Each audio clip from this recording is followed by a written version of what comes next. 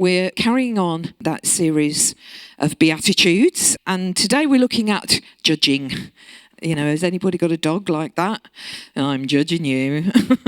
I used to have 2 Labradors, and if you were eating anything and you wouldn't give them anything, which I never did, because otherwise they would have looked like loaves of bread, and they used to give me that side eye like that, as if you're eating all that food and you're not giving any of it to us, and we're judging you because of it.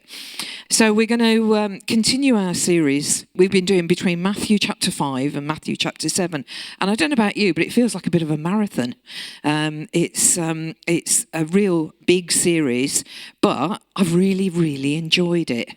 Really enjoyed looking deeper into Jesus's meaning when he talked to the crowds on the Mount of Beatitudes. And so far, just to do a brief recap, Jesus has addressed so many attitudes, because they are attitudes. That's the way I always think about them. These are your attitudes to be.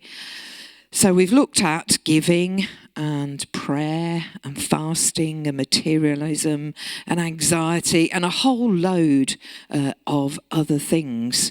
And what struck me all the way through these are these things that Jesus was addressing the crowd over 2,000 years ago, and they're still really relevant, aren't they, to today? Perhaps not so much the fasting, but I mean, we don't talk a lot about fasting, do we, either in church or in the world? But, unless, of course, you do Michael Mosley's Fast 800, so that's come back into fashion a bit more. But fasting, we don't tend to talk so much about, but everything else is really kind of relevant for today. It's really relevant, and we still need to address these issues. We still need to think about these things. And the writer of Ecclesiastes said, what has been will be again. What's been done will be done again. There's nothing new under the sun.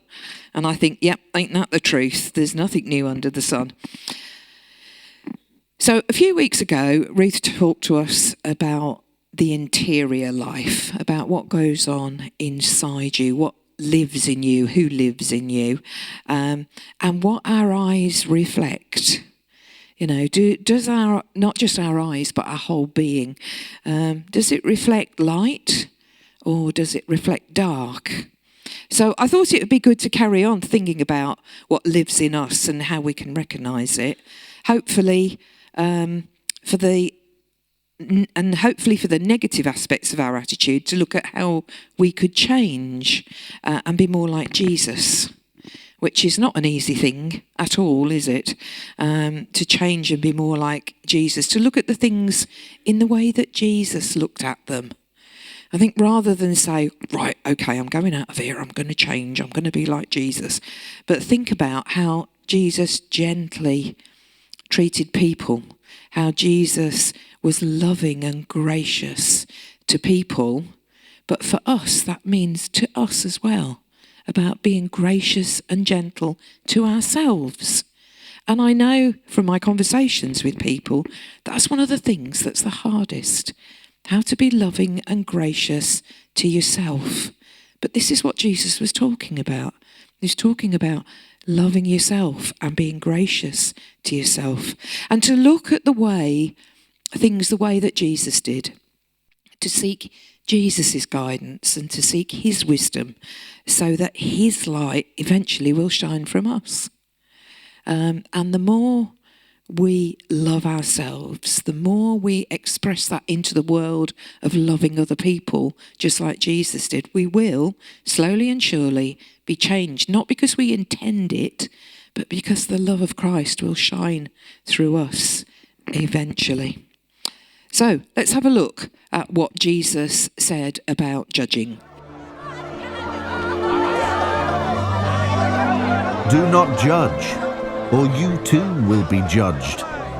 For in the same way you judge others, you will be judged, and with the measure you use, it will be measured to you.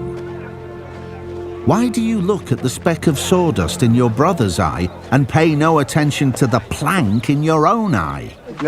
How can you say to your brother, Let me take the speck out of your eye when all the time there is a plank in your own eye. You hypocrite. First, take the plank out of your own eye, and then you will see clearly to remove the speck from your brother's eye. Do not give dogs what is sacred. Do not throw your pearls to pigs. If you do, they may trample them under their feet and turn and tear you to pieces. Cool, there's an awful lot in there. And one of the things that I hadn't seen that clip. I mean, I obviously know what we're going to talk about. I hadn't seen the clip before. But one of the things that struck me in that clip just now is Jesus's body language. Because I had this really wise curate called Stan. And one of the things he used to say was, when you point at people, 3 fingers are pointing back at you. And he used to say that a lot. We got sick of hearing it in the end. But if you point at people, 3 fingers point back at you. But I noticed when Jesus was talking to the crowd there, whether it was deliberate or not, I don't know, but his hands were very open. His hands were he was doing things like this, and his hands were open because he wasn't pointing at people saying, you're terrible, you do things wrong, you're awful. But what he was doing was teaching with an open hand and an open heart. And I want you to hear that about judging, because this is not a judgment on you. This is an exercise to help us to understand how we look at things and why we look at things and what we look at things with.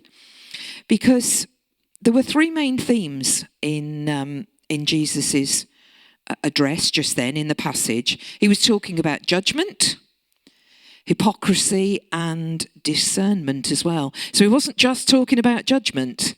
He wasn't just talking about hypocrisy. So he wasn't doing the pointing the finger thing and then giving the crowd nothing to go on. What he was doing was challenging people, but also say, be wise, be discerning, understand where it's coming from, what's happening. Now, I used to take a lovely lady to church when I lived in Tamworth, very early on in my Christian life. And I used to take her to church because she was in a wheelchair. And honestly, I think this wheelchair was the weight of the Ark of the Covenant. It was enormous. It was made of solid steel, I think. And her husband, her elderly husband, used to heft this wheelchair in and out the back of his car, and he used to see this, and he used to drop her off at church, and then he used to come and pick her up. And he used to think, gosh, that lady, that chap Jim is going to die of a heart attack because of lifting this thing. So I offered to take her to church. And I tell you what, the benefits were enormous, because she was a bit of a character, was Gladys. And the benefits for me, although it was a pain in the neck having to heft the wheelchair in and out of my car, I was a lot younger and stronger. The benefits to me were enormous, because we used to drive along, and my son was sitting in the back, and all the time, she'd talk Bible verses. She'd say things, words of wisdom, Bible verses. And one of her favourite was, judge not lest you be judged.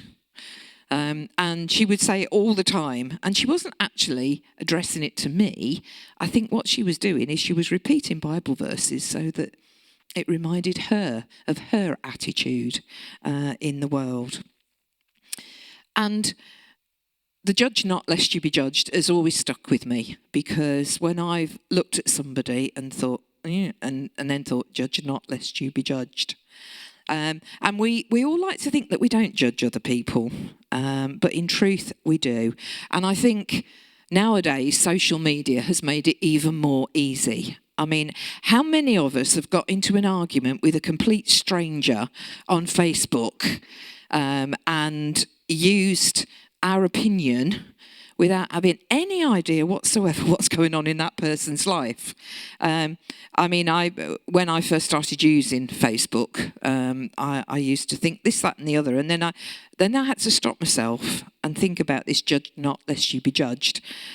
Because I'm thinking, actually, I haven't got a clue who this person is and what their life's about. So why am I getting involved in this argument online with a complete stranger and other complete strangers about something I really don't know anything about? And I think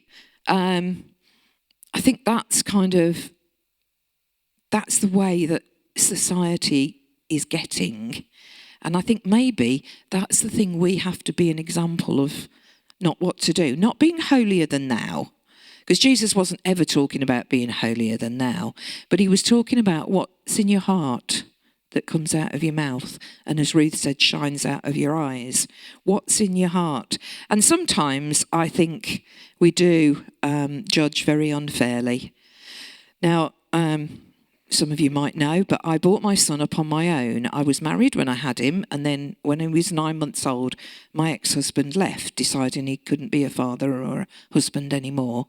And I've been on my own ever since. And my son's 42 this year, so that's how long it's been. This is one of my questions to God. Why? Anyway, that's another sermon.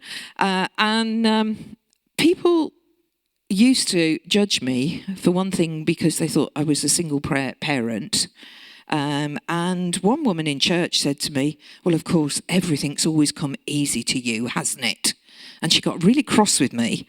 And I went, you don't have a clue what's been going on in my life. You don't know, you don't have a clue what has happened throughout my life or anything about me. But I think that said more about her than it did about me. So, why do we judge unfairly? Because that stuck with me. You know, all these years later, that stuck with me. I feel sad for that lady, but I feel a sense of injustice as well because she didn't know me at all. But, you know, I want you to think about the things that we think, the things that we say, the things that we do often influences people around us. I notice that my grandchildren notice everything that I do or don't do, particularly when I'm in the car. So why do we judge people unfairly? Or when do we? When we think the worst of others, when we only think of their faults and ignore our own. That's what Jesus was addressing when he was saying, you know, you look at the speck in your brother's eye, but what about the plank in yours? Sometimes we'll judge their whole character by their worst moments. Sometimes we think we know why people do things and what they do without actually seeing the whole picture. You know, that lady who said to me, well, of course, everything's good for you. So who knows the whole picture but God? He's the one that knows it all. And sometimes we judge people without putting ourselves in their shoes. My very wise mum said to me once, you know, unless you've actually walked in somebody's shoes, then you'll never know what they're going through. And then Jesus warned us about hypocrisy. He warned us about hypocrisy, about seeing the speck in our brother's eye without looking at the plank in our own. So, moving swiftly on, because I'm talking too much. You know, this is something for us to carry with us. Who am I to judge another when I myself walk imperfectly? That's the speck and the plank thing. Now, there's a wise theologian called Dietrich Bonhoeffer who said, judging others makes us blind, whereas love is illuminating. And that's what Jesus showed, didn't he? He showed the love. He didn't let things go. And I don't want you to think that we need to be pacifists who say absolutely nothing at all. Because in fact, a lot of pacifists say quite a lot, but they say it with love. But Jesus didn't talk about us backing off and not saying anything at all. You know, if somebody that we love is doing something that's harmful to them, we're going to say something, aren't we? We're going to say something, but not with judgment, with love. And this is what Dietrich Bonhoeffer was talking about. Love is illuminating. By judging others, we blind ourselves to our own evil and to the grace which others are just as entitled to as we are. Grace is such a wonderful thing. Grace is such a wonderful thing. This is a passage from Colossians about how we can begin to show that love and that grace. Because as God's chosen people, holy and dearly loved, we need to clothe ourselves with compassion, kindness, humility, gentleness, and patience. Bear with each other and forgive one another if any of you has a grievance against someone. Forgive as the Lord forgave you. And over all these virtues put on love, which binds them all together in perfect unity. Now that's what Jesus was talking about. That's what Jesus exampled. That's what Jesus showed to everybody. Yes, he addressed things. He said, don't look at the speck in your brother's eye while there's a plank in your own. So he was addressing things, but he did it with love. And unfortunately, I haven't got time really to go on to the pearls and the swine, but perhaps we'll cover that another time. But, basically, Jesus was warning us and asking us to keep discernment. So next time because I never say these things as if I'm saying to you, you must do that. This is about we. This is what Jesus is telling us. Next time we think something about somebody, let's think, do I have the full picture? No, I don't. Where can I find love in this? Where can I find grace? Where can I find Jesus' love for everyone?